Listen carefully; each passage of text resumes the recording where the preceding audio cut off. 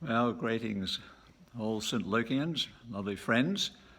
Another Sunday, our second Sunday without being able to meet in our remarkable times, perhaps our 1 in 100 year times. There's so many big changes, so many adjustments. And here we are 2 weeks out from Easter.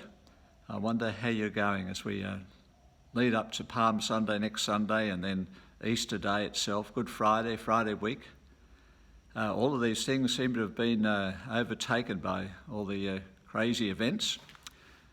But we're going to continue to stay in touch with one another. You will have got David Warner's sermon notes. If you didn't, please let me know and I'll make sure they get through to you. Wonderful message from David or from Jesus himself about being the resurrection and the life.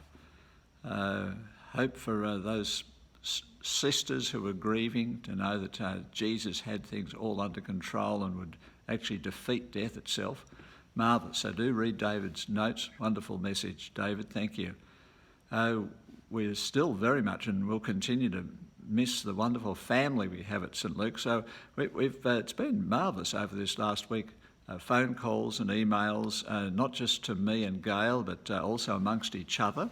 And what I think we'll do this week is, with each person's permission, to actually publish a who's who, if you like, of St Luke's. And do let us know if you'd like your name taken off that and you don't want your details distributed, but it'd be simply for the use of our own membership, for domestic use only. But I'll be in touch about that. And keeping in touch with each other has been really quite special, and so keep that up. And do read John chapter 11 for yourself. We'll be getting out some encouragements, some marvellous opportunities to get encouragement in our own personal Bible reading while we're on our own, isolated from one another. And so we'll give you some more about that. The other thing, of course, too, is prayer. Bible reading and prayer are the big things to not neglect.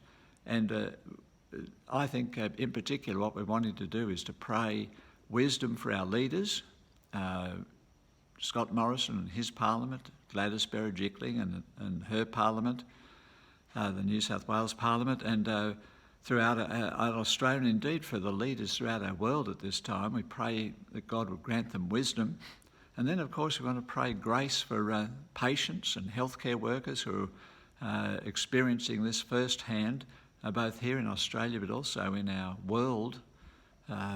And then, of course, to give thanks to God for the wonderful support, for food on our tables, despite some of the tricky times we've had at supermarkets. Still plenty of food, health system that's perhaps second to none in the world, even though it will come under a lot of strain. And the wonderful chance we have these days to stay in touch by electronic means, firstly by phone, but also by email, and even things like Zoom will be getting up on that. I want to thank Viv for getting our links together on our website, and Sharon for getting our YouTube account up and running. So all these things we'll be in touch about, and linking us in and staying connected.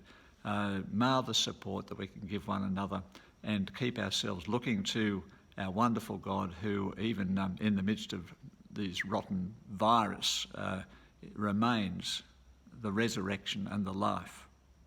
Amen.